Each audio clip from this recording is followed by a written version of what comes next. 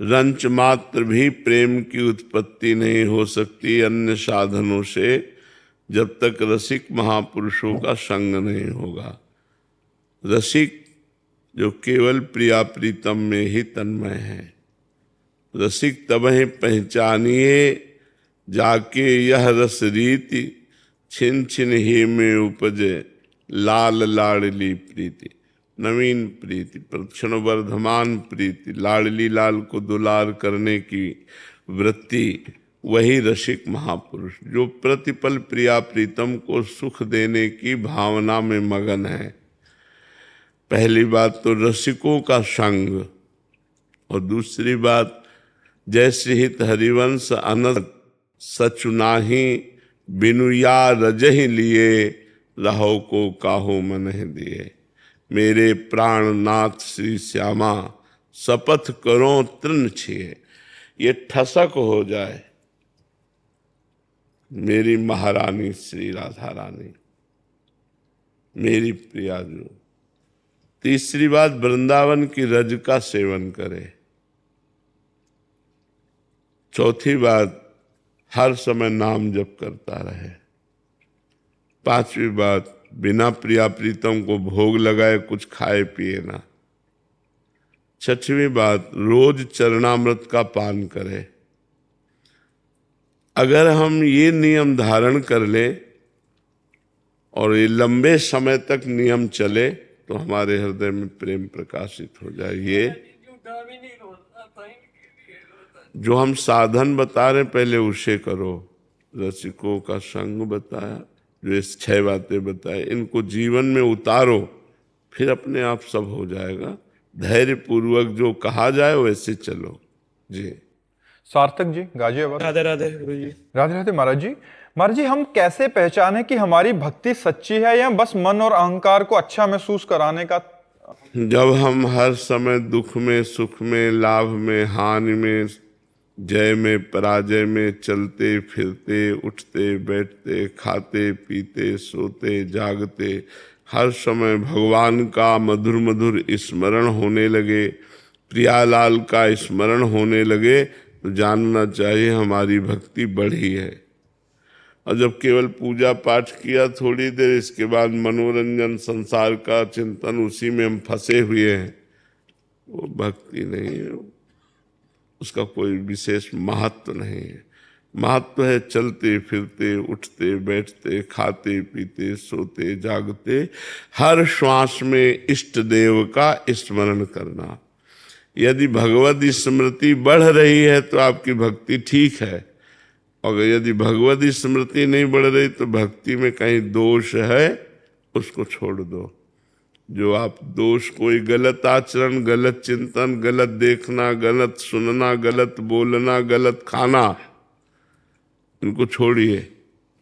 अगर इनको छोड़ दोगे तो आपकी भक्ति बढ़ेगी, और उस बढ़ने का फल है सब साधन कर यह फल सुंदर, प्रभुपद पंकज प्रीति निरंतर। अपने प्रभु के चरणों में निरंतर प्रीति बढ़े, यही समस्त साधना का फल है। और प्रीति का स्वरूप है स्मरण। जितना स्मरण करोगे उतना ही प्रेम बढ़ेगा। खूब भगवत स्मृति बढ़े, यही भक्ति का लक्षण है कि शुद्ध भक्ति हमारे हृदय में है। सुरेंद्र लोधी जी। राधे राधे। राधे राधे महाराज जी। महाराज जी, आप पूछना चाह रहे हैं कि न्याय करने के समय न्यायाधीश की मूल शर्त ज्ञान और चेतना है, तो फिर ये क्यों देखा जाता है कि जब भगवान के द्वारा दंड विधान होता है तब हमें कुछ याद नहीं रहता, बट हमें उस कर्म का फल मिलता है जो हमें याद ही नहीं है? तो महाराज जी, याद न रहे तो क्या कर्म तुम्हें दंड नहीं देगा?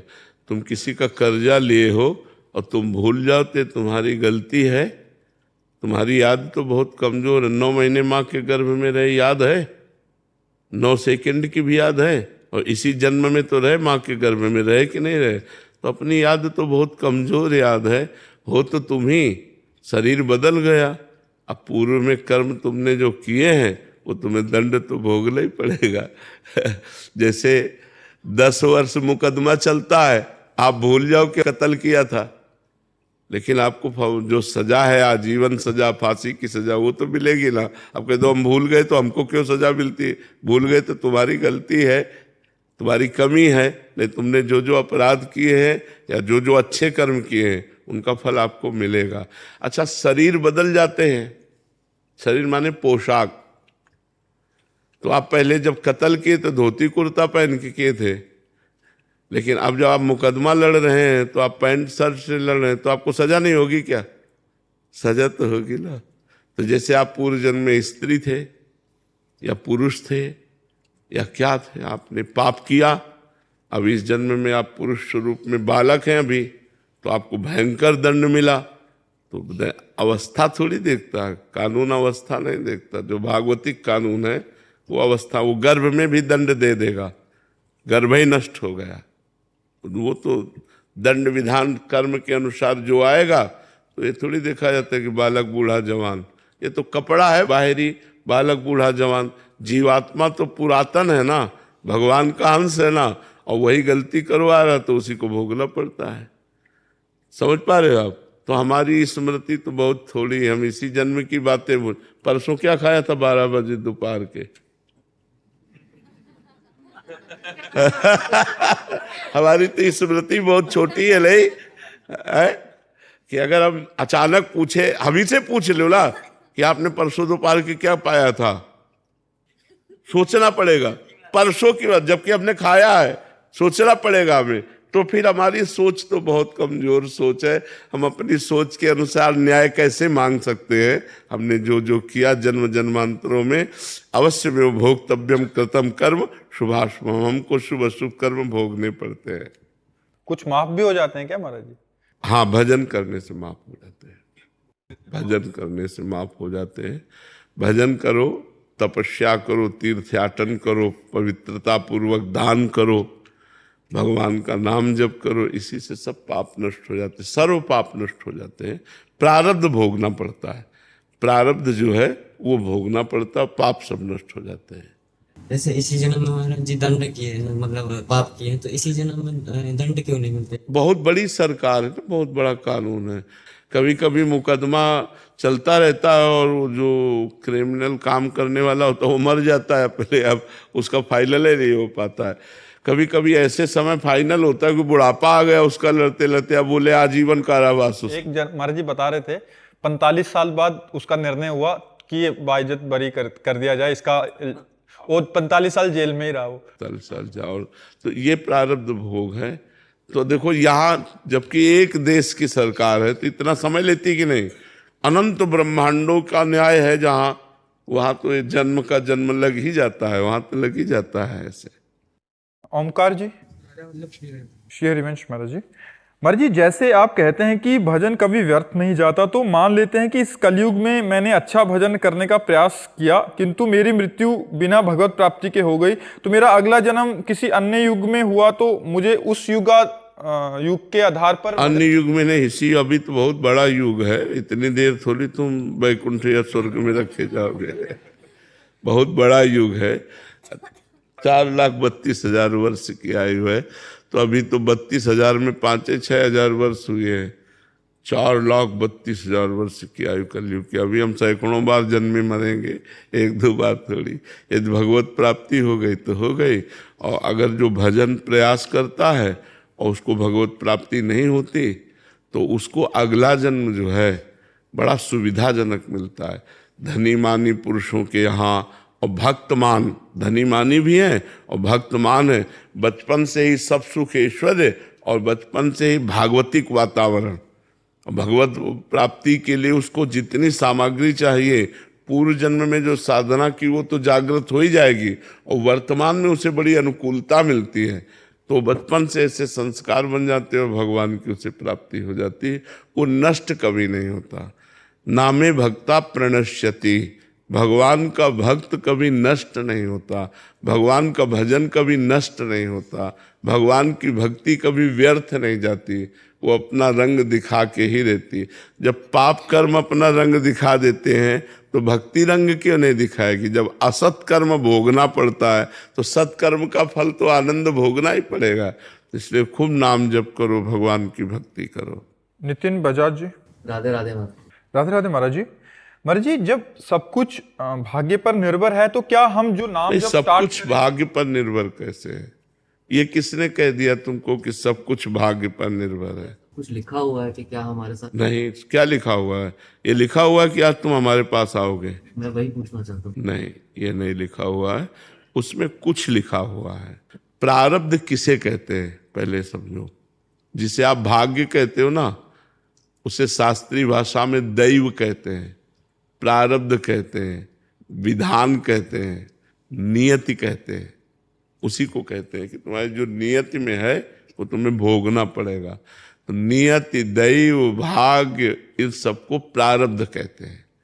प्रारब्ध दो कर्मों से बनता है, शुभ और अशुभ। शुभ माने पुण्य कर्म और अशुभ माने पाप कर्म, और दोनों का फल है। शुभ का फल है सफलता, विजय, अनुकूलता, विविध सामग्री, भोग सामग्री, और अशुभ का फल है हार, असफलता, विपत्ति, दुख, रोग, संकट, नाना प्रकार का। ये दो चीजें केवल लिखी हुई है। अब आप आज नया कर्म दान कर रहे हो, पुण्य कर रहे हो, तीर्थयाटन कर रहे हो, भजन, ये आपके ऊपर है। इसे क्रियमाण कहते हैं, उसे प्रारब्ध कहते हैं जो लिखा है, और जो आप करोगे ये नया कर्म क्रियमाण है। और जो आपके अनेक जन्मों का किया हुआ कर्म जमा है उसे संचित कर्म कहते हैं। तो संचित कर्म भगवान की शरण में होकर भजन करने से भस्म हो जाता है, और क्रियमाण भगवान को समर्पित हो जाता है, और प्रारब्ध को भोगना पड़ता है, भोग लेता है। वो तीनों कर्मों से मुक्त होकर भगवान को प्राप्त हो जाता है। इनका कहने का भाव है कि महाराज जी, जब मैंने नाम जब शुरू किया अभी 15 दिन पहले, तो मेरे भाग्य में लिखा था कि मैं 15 दिन नहीं, ये नहीं लिखा था, ये नहीं लिखा था। 15 दिन पहले से आपने भजन शुरू किया, ये भगवान की कृपा और आपका प्रयास, ये आपका प्रयास है और भगवान की कृपा, दोनों सफल हुई तो भजन प्रारंभ हो गया। और उसी के प्रभाव से आप सत्संग में, वृंदावन धाम में, संत सभा में बैठे हैं। अब इसका प्रभाव आपको और आगे आध्यात्म में बढ़ाएगा। तो ये भाग्य में नहीं लिखा, ये नवीन कर्म है, ये आपका नवीन कर्म, नया कर्म है। भाग्य पुराना कर्म है जो फल देता है दुख और सुख। जैसे आप वृंदावन आ रहे हैं, कोई घटना घट गई, तो वृंदावन आना तो बहुत बड़ा धर्ममय कार्य था, लेकिन घटना गलत घट गई तो ये प्रारब्ध भोग था कि आप वृंदावन जा रहे थे और एक्सीडेंट हो गया, हाथ टूट गया और वृंदावन नहीं जा पाए। तो नया क्रियमाण तो आपका बहुत जोरदार था, लेकिन प्रारब्ध उससे जोर पड़ गया और आपको गिरा दिया। असफलता, पराजय, विपत्ति, रोग, दुख, संकट, ये सब आता है। तो नवीन कर्म बलवान हो जाए तो प्रारब्ध को रौंद दे। नवीन कर्म बलवान यही परोपकार, नाम जप, गंगा यमुना आदि पवित्र नदियों का अवगाहन, भगवान के धामों की यात्रा, ये सब महान कर्म है जो हमको सुख प्रदान करते हैं। समझ पाए आप? सरिता जी, राधे राधे महाराज जी, आपके चरणों में कोटि कोटि प्रणाम। महाराज जी, कामनाओं, इच्छाओं और लिप्साओं से कैसे मुक्ति प्राप्त करें? प्रयत्न करने पर भी नहीं जा रही। बिन संतोष न काम न साही, अछत काम सुख सपने हूं नाही। जब तक संतोष नहीं आता तब तक ये कामनाएं सुरक्षित रहती हैं। जब तक कामनाएं सुरक्षित रहती हैं तब तक स्वप्न में भी सुख और शांति नहीं मिल सकती। तो संतोष कैसे आवे? जब बहुत बड़े धनी श्री भगवान से हमारा संबंध जो है वो जब हम मान लेते हैं कि भगवान मेरे, तो मुझे संतोष हो जाता है। भगवान के संबंध से ही संतोष आएगा और भगवान के भजन से ही संबंध पुष्ट होगा। जो है वही स्वीकृत हो जाएगा। हमारा भगवान से संबंध जन्म जन्मांतरों से है, हम उनके अंश है। ये संसारिक संबंध तो अभी कुछ वर्षों का है, हम तो भगवान के हैं। तो जब भगवान से संबंध हो जाता है तो सारी कामनाएं या तो पूर्ण हो जाती हैं और या शांत हो जाती हैं। परम संतोष हृदय में हो जाता है। देखो, भगवान से जरा सा लगाव हुआ कि बड़े बड़े राजपाट वैभव छोड़ दिए लोगों ने। तो हम जो सुख चाहते हैं वो भगवान से संबंध रखने वाले छोड़ देते हैं। इसका मतलब बिना भगवान से संबंध स्वीकार किए इस माया की कामनाओं से हम निवृत्त नहीं हो सकते, और कामनाएं कभी पूर्ण नहीं हो सकती। एक कामना के बाद दूसरी कामना, एक दूसरी कामना के बाद तीसरी, ये चक्र चलता रहता है। तो हम भगवान का नाम जप करें, भगवान की महिमा सुने, लीला कथा सुने, भगवान को अपना माने, इन्हीं के बल से हमारी कामनाएं शांत हो जाएंगी।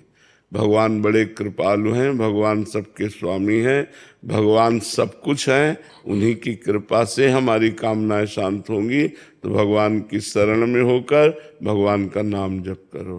किसका प्रश्न है, समझ पाए आप? तभी सब कामनाएं और जितनी वासनाएं, लिप्साएं, ये सब शांत हो जाएं। जब हम नाम जप करते हैं तो हमारी छुपी हुई मन की वासनाएं बाहर निकलती हैं और भस्म हो जाती हैं। जब नाम जप करते हैं इतना आनंद आता है कि और कोई कामना ही नहीं रह जाती। इसलिए हम भगवान की शरण में होकर नाम जप करें तो सारी कामनाएं, वासनाएं, लिप्साएं सब शांत हो जाएंगी। चिंता न करो, चिंतन करो, भगवान का चिंतन करो। नादिया जी कजाकिस्तान से। राधे राधे महाराज जी। महाराज जी, मेरा प्रश्न है कि कैसे आत्मा की आवाज सुने और खुद पर आत्मविश्वास करें? असल बात, आत्मा की आवाज किसी और की आवाज थोड़ी है। आप आत्मा की आवाज सुने तो आत्मा और हो गई, आप और हो गए, ऐसी बात नहीं है। वो आपकी ही आवाज है, आप ही आत्मस्वरूप है। तो जब तक देह भाव रहता है तब तक मन की आवाज सुनी जाती है, अपनी आवाज नहीं। अपने हृदय से जो बात आती है, गलत है मत करो, और धीरे से एक बार आती है, गलत है मत करो। बस हमको अनुसुनी जहाँ किए ता मन जोर पड़, करो करो, बड़ा सुख मिलेगा, आनंद मिलेगा, ऐसा वैसा प्रलोभन। तो हम मन की बात तब तक सुनते हैं जब तक देह भाव है, देह में अहंकार है, तब तक मन की बात सुनते हैं। और जब प्रभु में अहंकार समर्पित हो जाता है तो हम आत्मा की बात सुनते हैं, जो अंदर सद्गुरु रूप से आत्मस्वरूप आवाज, उसी से तो महापुरुष बन जाते हैं। जो उसकी आज्ञा का पालन करते हैं वो महापुरुष बन जाते हैं, और जो मन की आज्ञा का पालन करते हैं वो जेल, नरक, दुनिया का सब प्रपंच मिलता है। जितनी जेल भरी है ये सब मनमानी करने से ही भरी है। कानून के विरुद्ध, धर्म के विरुद्ध जो मन की सलाह है उसी को हम मान लेते हैं। तो हम नाम जप करें, शास्त्रों का स्वाध्याय करें, संतों का संग करें और पवित्र आचरण करें तो हमारी बुद्धि पवित्र हो जाए। जब पवित्र बुद्धि हो जाएगी तो वो आत्मा की आवाज सुनेगी। अभी अपवित्र बुद्धि है तो केवल मन की बात सुनती है, आत्मा की आवाज सुनकर भी अनसुनी कर देती है।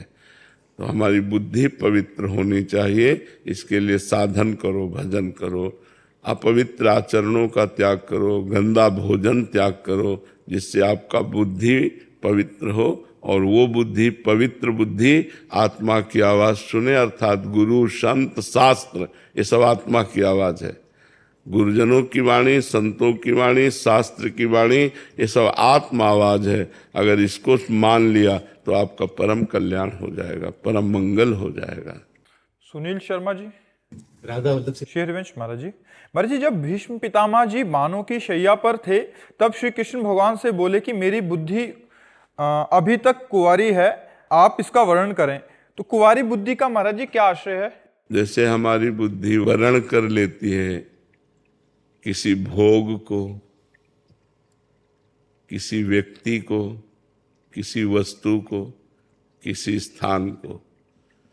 भीष्म जी की बुद्धि ने न किसी भोग का वर्णन किया, न किसी वस्तु का वर्णन किया, न स्थान का।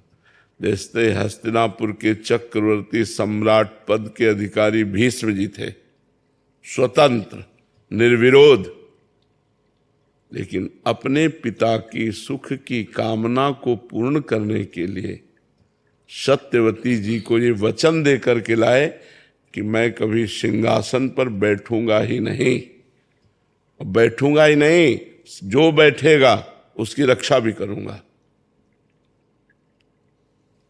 तो बोले आप सिंहासन पर नहीं बैठोगे तो आपके पुत्र बैठ जाएंगे। निषाद राज बोला। तो भीष्म जी ने कहा मैं संकल्प लेता हूं आजीवन ब्रह्मचारी रहूंगा,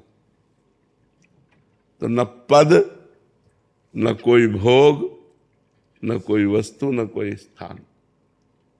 कह रहे हे श्री कृष्ण मेरी बुद्धि अब तक कुंवारी रही है, अब आप इसका वर्णन कर लीजिए। ऐसा कोई बिरला ही बोल सकता है, सबको बोलने का अधिकार नहीं, क्योंकि हमारी बुद्धि बेविचारणी है। नहीं, आज इसका वर्णन, कल उसका वर्णन, कल वो भोग, परसों वो भोग, नरसों वो व्यक्ति था, तो ये चल रहा है ना, ये बेविचारणी बुद्धि है। उनकी अव्यभिचारणी ब्रह्मचारणी बुद्धि है। कभी किसी पद, कभी किसी भोग, कभी किसी सुख को स्वीकार ही नहीं किया। आजीवन परोपकार में पिता, सिंहासन, समाज सबकी सेवा में व्यतीत कर दिया। वो महापुरुष कह रहे हैं कि आज तक मेरी बुद्धि कुंवारी रही, किसी का वर्णन नहीं किया। हे श्री कृष्ण अब आप इसको स्वीकार कीजिए। समझ में आया बात जी? न्यायाधीश राजेंद्र कुमार वर्मा जी। राधे राधे महाराज जी। महाराज जी, क्या भगवान की प्राप्ति हेतु केवल नाम जप ही या जप तप ही एकमात्र मार्ग है? बिल्कुल बिल्कुल। कलयुग केवल नाम धारा, सुमिर सुमिर नर उतरहि पारा। कृतयुगम ध्यायते विष्णु, त्रेतायाम यजते मखई, द्वापरई परिचर्यायाम कलो तद्धर कीर्तनाथ। सतयुग में भगवान को ध्यान के द्वारा प्राप्त किया जाता था, ध्यान योग के द्वारा। त्रेता में भगवान को यज्ञ प्रधान साधनाओं के द्वारा प्राप्त किया जाता था। द्वापर में पूजा प्रधान और कलयुग में नाम प्रधान। युग धर्म का प्रभाव है ना। अब जैसे आप यज्ञ करना चाहें तो यज्ञ में कुंतलों घी लगता है। अब बोलो शुद्ध घी कुंतलों कहाँ आएगा? पहले यज्ञ को नष्ट करने के लिए राक्षस चर्बी आदि, मांस आदि अभक्ष पदार्थ फेंक देते थे यज्ञ कुंड में, तो यज्ञ नष्ट हो जाता था। अब चर्बी का ही घी बनता है तो यज्ञ कैसे होगा? नहीं, आप विचार करके देखो। और दूसरी बात, जौ धान्य आदि जो यज्ञ में लगते हैं वो परम पवित्र होने चाहिए। अब केमिकल और खाद डाल करके तो पैदा किया जा रहा है जौ धान, गेहूं आदि, तो वो सब यज्ञ लायक नहीं रह गया। और तीसरी बात, त्रिकाल संध्या करने वाले विद्वान ब्राह्मण, पवित्र ब्रह्म ऋषि होंगे। अब बहुत त्रिकाल संध्या करने वाले होंगे, भारत भूमि है, बहुत कम ऐसे हैं जो त्रिकाल संध्या करते हो। नहीं, प्रायः संध्या वंदन सब भूल गए लोग। 9 बजे तक सो के उठते हैं तो संध्या क्या करेंगे? संध्या करने के लिए तो 4 बजे उठना पड़ेगा सुबह, शौच स्नान करके, व्यायाम करके, प्राणायाम करके, सूर्य अर्घ देकर गायत्री जपते हुए। तो वो शाम टाइम लोग, अब तो बहुत ही धर्म का लोप सा हो रहा है। मातृ देवो भव, पितृ देवो भव, अतिथि देवो भव, ये सब शास्त्रों में लिखा रह गया। माता पिता से असभ्य व्यवहार करते हैं, अतिथि का आदर नहीं करते हैं। तो कलयुग में केवल भगवान का नाम ही रह गया। ध्यान आंख मूंदो तो अंधेरा दिखाई देता है। यज्ञ लायक नहीं रह गए क्योंकि वो सब सामग्री सब, अच्छा मान लो 50 ग्राम अशुद्ध घी आ गया तो यज्ञ भ्रष्ट हो गई, यज्ञ पूर्ण नहीं होगी। वो तो ऐसे जरा सब डालते थे राक्षस लोग आकर के, जैसे विश्वामित्र जी यज्ञ करते थे तो यज्ञ कुंड में जरा सा पवित्र वस्तु डाल दिया, वो यज्ञ भ्रष्ट हो गई। तभी तो राम लखन जी को रक्षा के लिए ले गए थे कि हमारे यज्ञ की रक्षा कीजिए। जब जब हम यज्ञ करते हैं तब तक वो हड्डी मांस या कुछ ऐसा डाल देते हैं जिससे हमारी यज्ञ जो है वो नष्ट हो जाती है। तो आप कृपा करके यज्ञ पूर्ण कर दें। तो यज्ञ वाला समय नहीं रह गया। और पूजा, अब पूजा के लिए कौन से दाल भी रंग के आ रही है। मूंग की दाल भी आप धो के देखिए तो हरा रंग छूटेगा। मतलब कोई फल ऐसा नहीं जो केमिकल से पोषित ना हो रहा हो, केमिकल से पोषित। तो पूजा का भी डामाडोल है, पूजा से भी भगवत प्राप्ति। अब एक रह गया जो निर्विकार है और निर्विकार कर देगा, राधा राधा राम राम कृष्ण कृष्ण हरि हरि। इसमें न पैसा लगता है और न मिलावट है, परम शुद्ध सच्चिदानंद भगवान का नाम। और ये नहीं कि केवल कलयुग में ही, चहुँ जुग चहुँ श्रुति नाम प्रभाव। चहुँ जुग चहुँ श्रुति, चारों वेदों में और चारों युगों में, चहुँ जुग चहुँ श्रुति नाम प्रभाव, लोकहु वेद न अनुपाओ। लोक और वेद में और उपाय नहीं, सबसे श्रेष्ठ भगवत प्राप्ति का उपाय भगवत नाम है। आप समझ पाए जी। अंशिक योशी जी देहरादून से। राधे राधे महाराज जी। महाराज जी, क्या सच में मोक्ष प्राप्त करने के लिए संसार छोड़ना जरूरी है, या संसार में रहकर कोई पूरी तरह से मुक्त हो सकता है क्या? भाव बदलना आवश्यक है। हम किसी भी देश में रहें, किसी भी भेष में रहें, अगर उद्देश्य हमारा मोक्ष या भगवत प्राप्ति है तो हमें भाव बदलने की आवश्यकता है। यदि हमारा भाव सांसारिक रहा तो घर परिवार छोड़ने का, बाबाजी बनने का, बैरागी सन्यासी बनने का कोई लाभ नहीं है। यदि हमारा भाव भागवतिक है तो हम पैंट शर्ट में भी भगवान की प्राप्ति कर लेंगे। जो एक सन्यासी को गति होती है वही उस गृहस्थ की गति होती है, जो अपने सारे कर्मों को भगवान को समर्पित करते हुए भगवान का नाम सुमिरन, भगवान का गुण कीर्तन करते हुए पाप रहित जीवन व्यतीत करता है। जो एक विरक्त की गति होती है वही उस गृहस्थ की गति होती है। बात है अंदर के उद्देश्य का परिवर्तन हो जाना। हमारा उद्देश्य यदि धन है, मान है, प्रतिष्ठा है, भोग है, तो चाहे वो निवृत्ति परायण हो चाहे प्रवृत्ति परायण हो, दोनों की दुर्गति है। उद्देश्य श्री भगवान है या मोक्ष है, हमारा चिंतन भागवतिक है, आध्यात्मिक है, तो वो चाहे गृहस्थ हो चाहे विरक्त, दोनों को भगवत प्राप्ति होगी, दोनों मोक्ष के अधिकारी होंगे। छोड़ना क्या है? हम लोग क्या छोड़ते हैं? राग, आसक्ति। तुम्हारे घर में 2-4 लोग होंगे, हमारे घर में 500 लोग हैं, तो क्या छोड़ा? छोड़ा क्या? आसक्ति, राग, उसका अभिमान।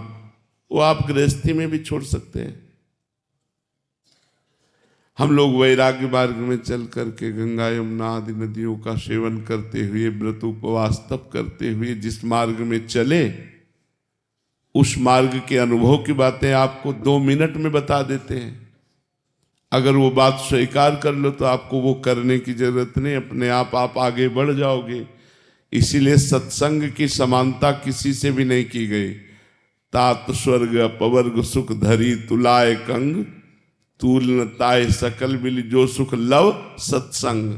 सत्संग इसीलिए किया जाता है कि जो विरक्त भगवत प्रेमी महात्मा जन जीवन भर तपस्या करके बात समझ पाए, वो बात हमें 2 मिनट में बता देंगे। मतलब 20 वर्षों की बात 2 मिनट में हमको मिल जाएगी, अगर हम श्रद्धा पूर्वक सुनकर उसे स्वीकार कर ले। उसी गति में पहुंचेंगे जहां महापुरुष गए, वहीं हमें जाना होगा। तो इतना तो जरूर है कि पापाचरण नहीं होना चाहिए, चाहे गृहस्थ हो चाहे विरक्त, ये दोनों के लिए समान है। भगवत चिंतन निरंतर होना चाहिए, दोनों के लिए समान है। शरीर और शरीर के संबंधी भोग और संबंधी रिश्ते नातेदारों की आसक्ति का त्याग, ये दोनों के लिए समान है। तो एक हमारे भगवान ने मार्ग बना दिया है, निवृत्ति मार्ग, वैराग्य परक, असंग होकर जीना। प्रवृत्ति मार्ग, जो संग्रह और सबके बीच में जीना पर अनासक्त होकर जीना। निर्ममो निरहंकारा, जो निर्मम होकर के रहता, सबकी ममता ताग बटूरी, मम पद मन ही बांध बर डोरी। घर परिवार में रह रहा लेकिन उसको प्यार भगवान के चरणारविंद से है, तो गृहस्थी उसके लिए बाधक नहीं है। और संसार की आसक्ति, मान प्रतिष्ठा, भोग वासना है तो विरक्ति उसके लिए साधक नहीं है। कहाँ भाग के जाओगे? हमें वो स्थान बताओ जहां विरक्ति का हो। कहाँ भाग के जाओगे? भागे तो हम लोग, कहाँ भाग के गए? कहीं नहीं। भगवान के चरणों का चिंतन अनासक्त होकर के करना, यही सब शास्त्रों का सार है। पुरुष नपुंसक नारी वा जीव चराचर कोय, सर्व भाव भज कपट तज मोहि परम प्रिय सोय। यहां न गृहस्थ कहा न विरक्त कहा, भगवान ने कहा पुरुष नपुंसक नारी वा जीव चराचर कोई, सर्व भाव भज कपट तज मोहि परम प्रिय सोय। तो इसलिए देश या वेश भगवत प्राप्ति नहीं कराता, उद्देश्य भगवत प्राप्ति कराता है। अपना लक्ष्य चयन करो और लक्ष्य के मार्ग पर चलो। निरंतर नाम जप करो, भगवत चिंतन करो, शास्त्र स्वाध्याय करो, संत समागम करो, पवित्र भोजन, पवित्र आचरण, पवित्र चिंतन, हो गया। चाहे वो गृहस्थ हो चाहे विरक्त हो, भगवत प्राप्त हो जाएगा। महाराज जी, जैसे आपने अभी बताया कि उसका अंदर से हमें राग त्याग करना है, तो महाराज जी इस बात की स्वीकृति कर लेना कि ठीक है मेरे गुरुदेव ने ऐसा बोला है, और फिर उसको और ज्यादा पुष्टता नाम जप से मिलेगी। हाँ, पुष्टता तो नाम भजन से मिलेगी, केवल सुन लेने मात्र से नहीं होगा। नहीं मिलेगी। बहुत जानकारी है सबको, लेकिन जानकारी का प्रयोग कहाँ कर पाते हैं? प्रयोग वही कर पाते हैं जो भजन करते हैं। जो जितना भजन करते हैं उतने ही जानकारी का प्रयोग कर पाएंगे। नहीं, जानकारी तो सबको है। इससे बढ़िया जानकारी क्या होगी? सब शव यात्रा में जाते हैं, बोले राम नाम सत्य है, सत्य बोलो मुक्ति है। कहाँ इससे बढ़िया और कोई जानकारी? लेकिन उसे जानकारी मानते हैं क्या? वो थोड़ी देर के लिए गाना मानते हैं, गीत गा लिया 100 के साथ, बस। कोई जानकारी तो बहुतों को है, किसी को बोलो तो उपदेश दे देगा।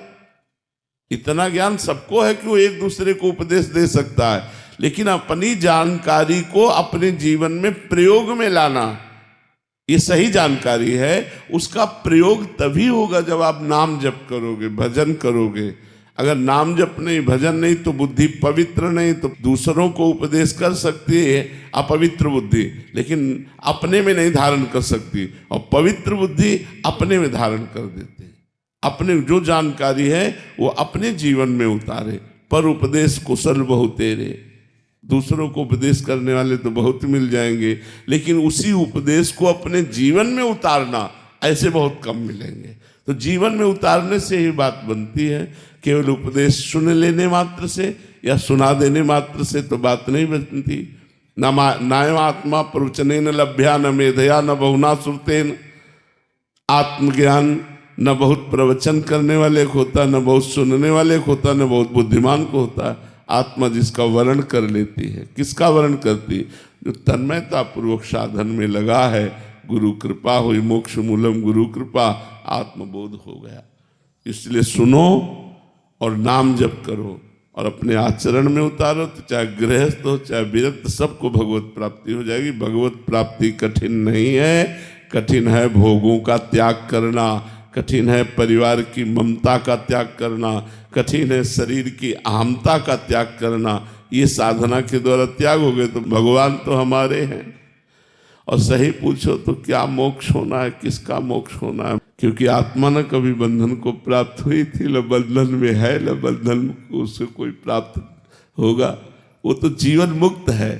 भ्रमवश हमने अपने को शरीर मान लिया, बस यही भ्रम मिटाना है। आत्मा कभी बंधन को प्राप्त नहीं हुई। इसीलिए गोस्वामी तुलसीदास जी ने कहा, जड़ चेतन ही ग्रंथि पड़ गई यद्यपि मृषा। बोली यद्यप झूठी है तो छूटत ही कठिन है, छूटना कठिन है। यही छूट जाए तो मोक्ष और भगवत प्राप्ति हो जाए।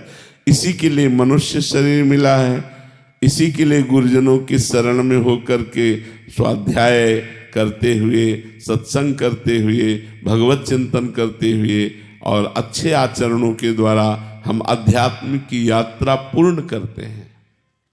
विपिन कुमार जी जयपुर से। महाराज जी, ईश्वर अंश जीव अविनाशी, फिर हम अपने को भगवान के प्रति समर्पित कर देने के बाद और नियमित नाम जप करने के बाद भी गलतियां क्यों कर बैठते हैं महाराज जी? ये समर्पण में कमी। हाँ, हमें ज्ञान होते हुए भी ज्ञान नहीं है, तो वो ज्ञान सही ज्ञान नहीं है, वो अज्ञान ही है। जिस दिन सही ज्ञान हो जाएगा उस दिन, वही तो अभी हम पीछे बोल रहे थे कि जानकारी तो बहुत है हम सबको, लेकिन जानकारी का प्रयोग नहीं है। वो प्रयोग तभी होगा जब हम भजन करेंगे, जब नाम जप करेंगे, खूब नाम जप करेंगे, शुद्ध ज्ञान हो जाए। श्रद्धावान लभते ज्ञानम तत्पराश्रयिते इंद्रिया। ज्ञान का मतलब क्या है? इंद्रियों को वश में करना, मन को वश में करना। इंद्रियां और मन जो भोगों में जा रहे हैं वो भगवान की तरफ चलने लगे। अब बिना भोग के चिंतन के भोग नहीं हो सकता। किसी भी क्रिया के पहले उसका चिंतन होता है। आप देखो ना, चलो भोजन पाया जाए, अब भोजन का पहले चिंतन होगा, तब पाने बैठेंगे आप। कोई भी क्रिया, चलो अब भजन करें, पहले चिंतन होगा, फिर आप क्रिया करेंगे। कोई भी क्रिया के पहले चिंतन होता है। यदि हम भगवान की शरण में है तो हमारा चिंतन भगवान का ही होना चाहिए, भोगों का नहीं। पर ऐसा नहीं है, भोगों का चिंतन होता है।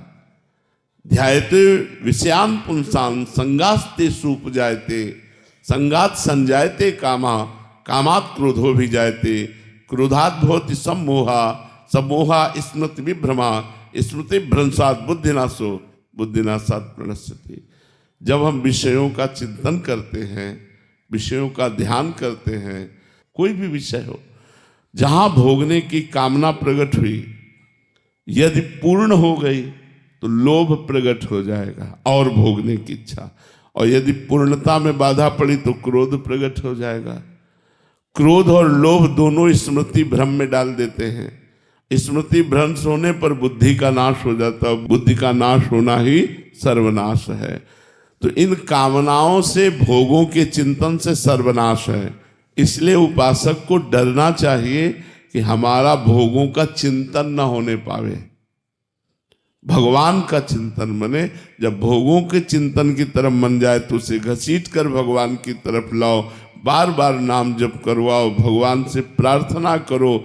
जब मन हमारा भोगों का चिंतन करने लगे तो सत्संग सुनने लगे, किसी से भगवद वार्ता करने लगे, नाम कीर्तन करने लगे। हम उसे भोगों के चिंतन का अवसर न दें।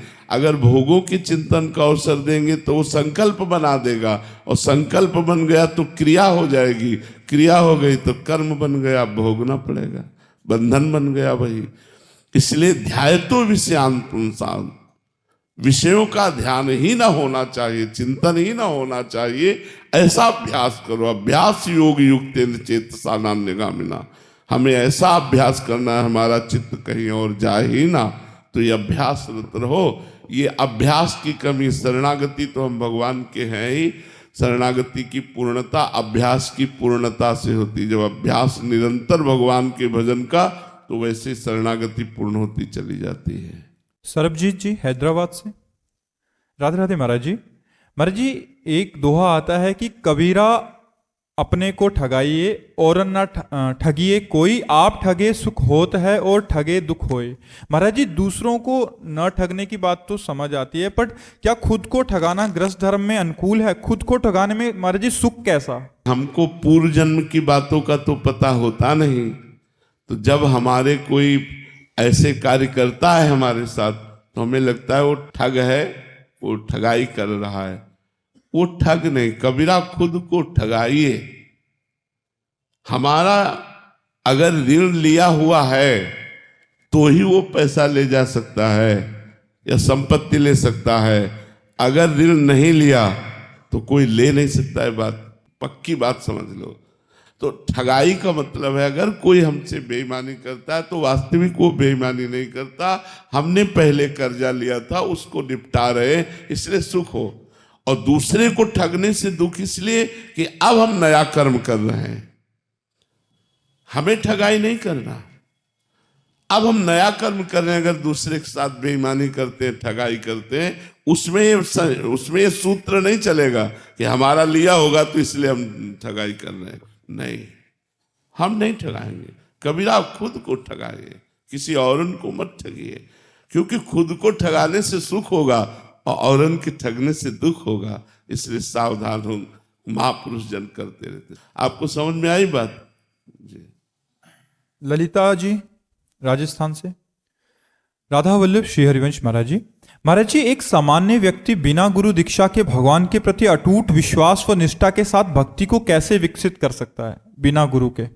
देखो, गुरु वरण करो बाहर या ना करो, लेकिन अंदर से गुरु मानना पड़ेगा। किसी संत को अंदर से गुरु मानना पड़ेगा। चाहे शिव बिरंच सम होई और गुरु बिनु भवनिधि तरह न कोई। जैसे आप हमसे पूछ रहे हैं कि कैसे कल्याण होगा, अब हम आपको बता रहे हैं, नाम जप करो, शास्त्र स्वाध्याय करो, भगवत आराधना के लिए ठाकुर जी घर में विराजमान करो, उनकी आरती पूजा करो, भूखे अतिथि को भोजन पवा दो। अब ये बात जब आपने सुनी और ये बात मानी तो आपके हृदय में होना चाहिए कि ये हमारे गुरुदेव की वाणी है और हम उसका पालन कर रहे हैं। तो बात माने तो गुरुदेव, कंठी बनाना ही केवल थोड़ा गुरुदेव है। बिना किसी संत का आश्रय लिए मत कीरति गति भूति भलाई, जब जे जतन जहां जे पाई, सो जानो सत्संग प्रभाव, लोकों वेद ना अनुपाऊ। लोक और वेद में और कोई उपाय नहीं, बिना महापुरुषों का संग किए भगवत प्राप्ति हो ही नहीं सकती। तो संग का मतलब, जैसे आपने सत्संग सुना, उसको अपने आचरण में उतारो, उसको अपने जीवन में उतारो। यही गुरु शिष्य का संबंध होता है कि गुरु उपदेश किया, शिष्य जीवन में उतारे।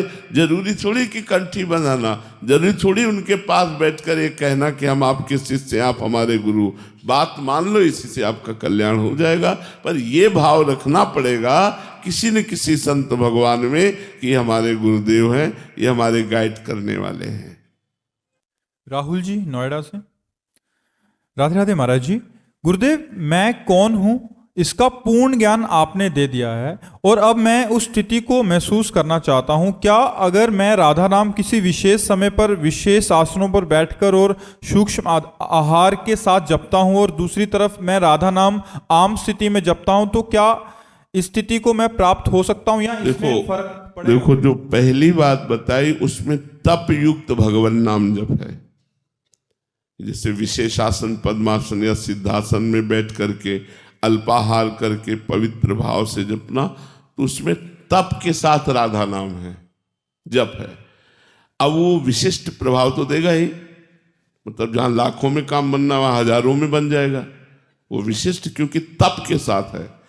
अब हम ऐसे जो राधा नाम जप कर रहे हैं, वो जहां हजारों में काम बनना चाहिए वहां लाखों में बनेगा, क्योंकि मन संसार में दे रहे हैं, राधा नाम चल रहा है और उसमें विशिष्ट आसनों पर बैठकर मन के साथ नाम जप करते हुए, तो वो विशेष लाभदायक रहेगा, वो विशेष लाभदायक रहेगा। लेकिन व्यर्थ नहीं जाएगा किसी का भी जपना, मन लगे या न लगे, भाव बने या न बने। यदि आप राधा नाम जप रहे हो तो वो व्यर्थ नहीं जाएगा, आपका मंगल, आपका कल्याण करेगा। पर जैसे ऐसे राधा नाम जपना और अब जा करके यमुना जी में गले तक खड़े होकर राधा नाम जपना, तो अंतर हो जाएगा कि नहीं हो जाएगा? वो तप के साथ जप कर रहा है और आप ऐसे ही कर रहे हैं, तो तप के साथ जो जप है वो कई गुना बढ़कर लाभ देने वाला होता है। तो ये तो बहुत अच्छी बात है, अगर कोई संयम के साथ, तप के साथ जप करे तो विशेष लाभ की प्राप्ति होगी। नारदेव जी। राधे राधे महाराज जी। महाराज जी, जैसे आपको राधा नाम के अलावा और कुछ अच्छा नहीं लगता, वैसे ही प्रिया प्रीतम को सबसे ज्यादा प्रिय क्या है? सबसे ज्यादा प्रिय उन्हीं के मुख की बात, श्री मुख की बात आपको बता दें। प्यारी जी कहती हैं, मेरे तन मन प्राण हूं ते प्रीतम प्रिय, अपने कोटिक प्राण प्रीतम मो सोहारे। मेरे तन मन प्राणों से भी प्रिय मेरे प्रीतम है। और प्रीतम को प्यारी जी है। प्रीतम अपने कोटि के प्राण प्रीतम मोह हारे। तो प्यारी जी को सबसे प्रिय कौन? प्रीतम। और प्रीतम को सबसे प्रिय कौन? प्यारी जू। और प्यारी जू और प्यारे जू को सबसे प्रिय कौन? सहचरी। सहचरियों के जीवन धन प्रिया प्रीतम, सहचरियों के प्राण प्रिया प्रीतम।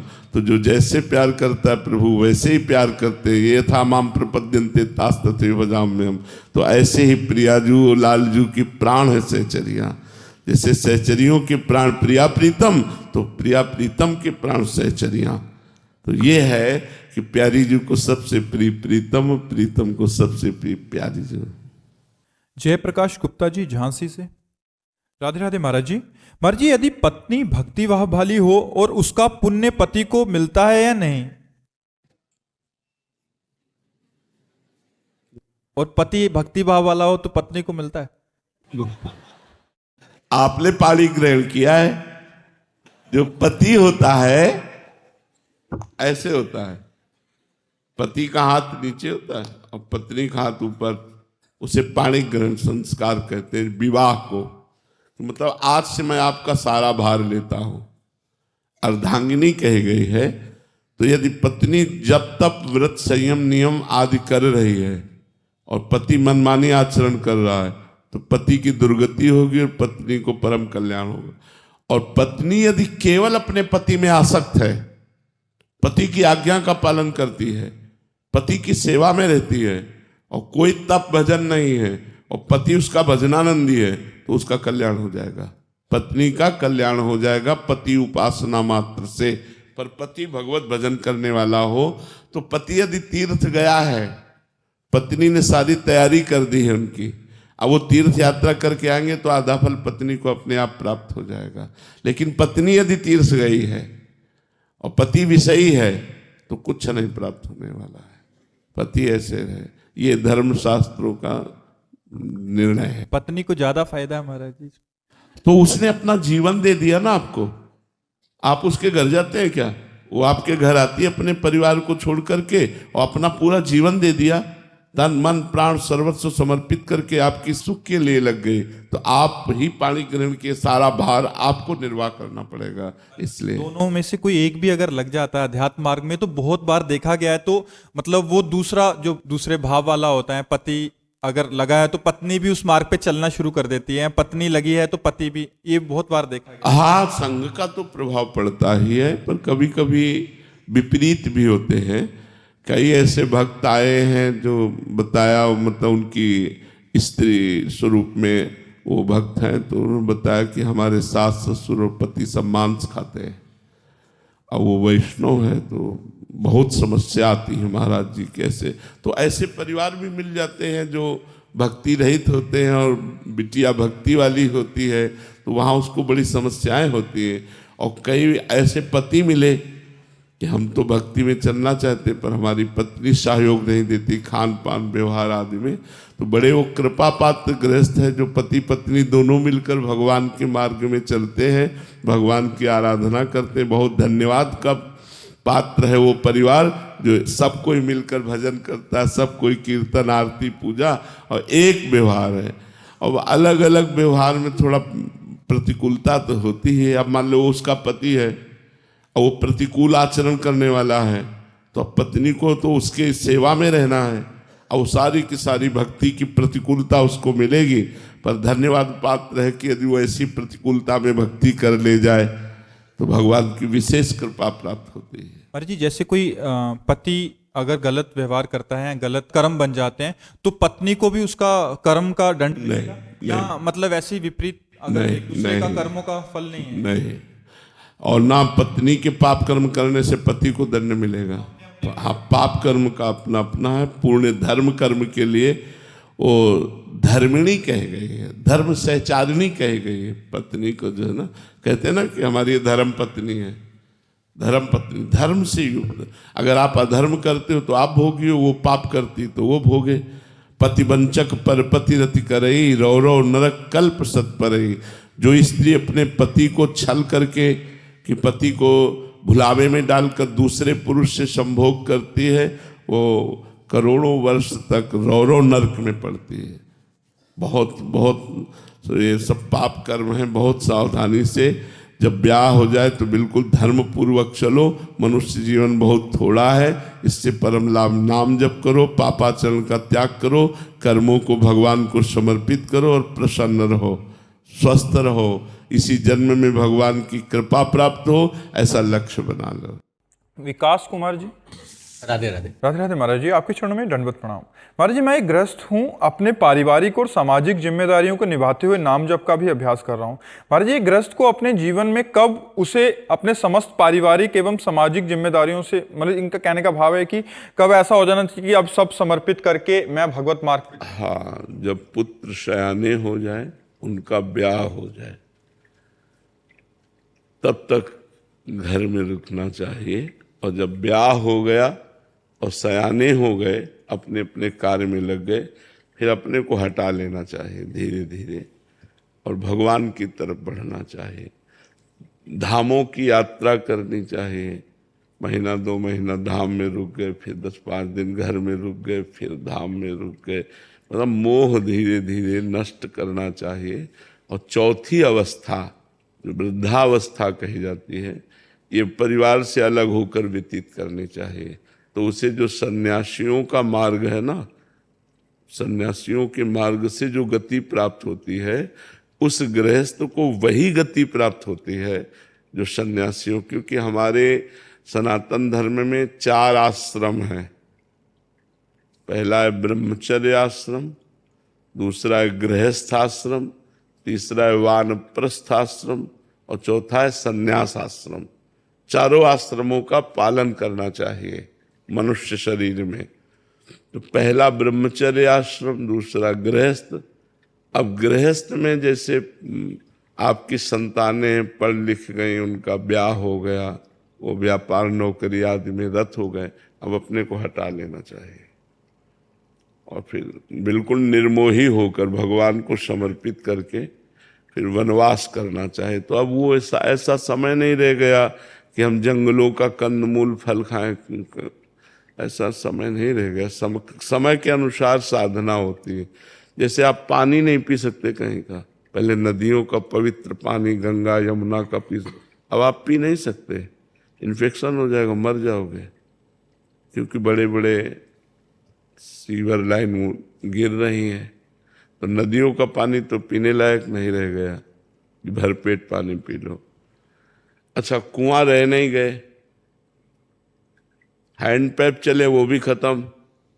या तो घर में अपने फिल्टर लगवाओ और या 20 रुपया 25 रुपया की एक बोतल मिलती है।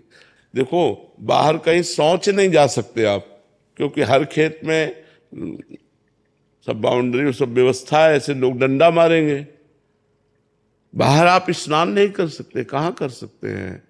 मान लो यमुना जी के सिवा आप स्नान, पहले जगह जगह हैंडपैप ये सब व्यवस्थाएं होती थी, अब हैंडपैप वाला समय भी खत्म हो चुका है। तो अब है व्यवस्था ये कि धाम में जाओ, एक कमरा ले लो, अटैच लेटरिन बाथरूम हो और खान पान की व्यवस्था हो, भजन करो। अब ऐसा है। अब वो वानप्रस्थ नहीं रह गया कि जंगल के कंदमूल फल खाए और लंगोटी लगाए वलकल की और जंगल में बास कर। जंगले नहीं रह गए, जंगले नहीं रह गए, सब लोगों ने काट करके खेत आदि बना लिए।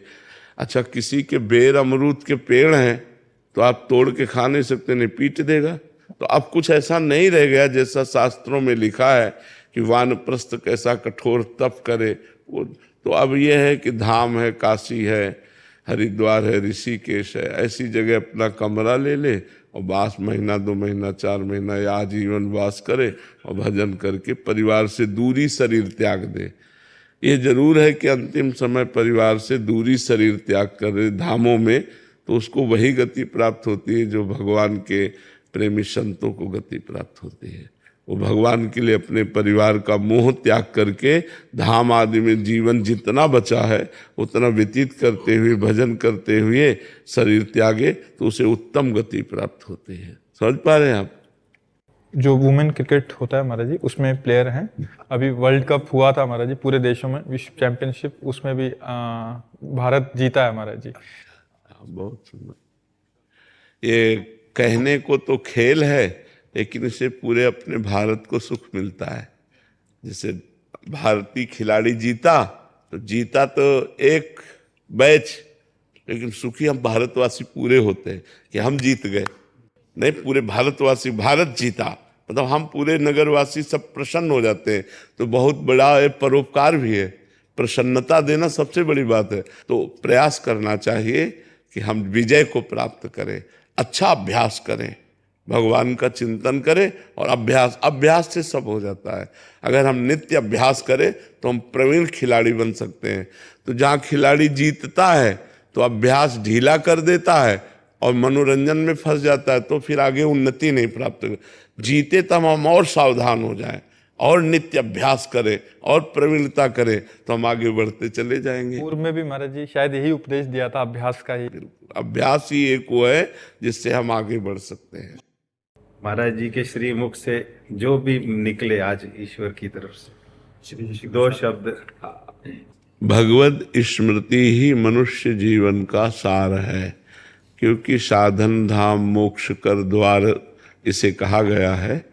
तो भगवत स्मृति, यस्य स्मरण मात्रेण जन्म संसार बंधनात् विमुच्यते नमस्तस्मै विष्णवे प्रभु विष्णवे। जिनका स्मरण मात्र जन्म संसार के बंधन का नाश कर देता है।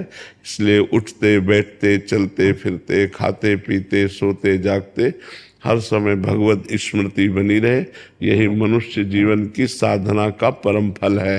हर समय भगवत स्मृति में तन्मया, हर समय भगवान के स्मरण में मगन रहो।